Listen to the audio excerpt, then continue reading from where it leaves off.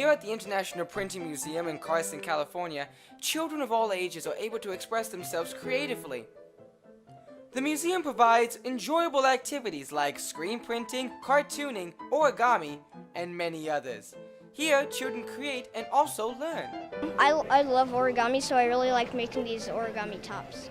Because you get to draw funny things and enjoy through and express yourself through drawing.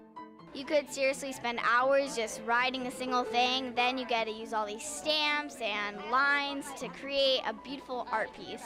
I like it here, and I want to come here next time because I like doing art. And I like that they're seeing technology that we never really get to see anymore.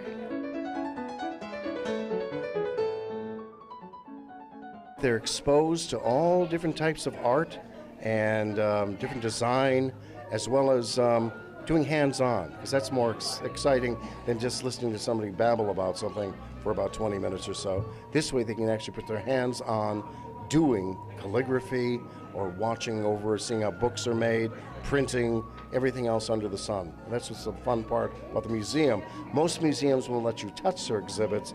We encourage you to use them.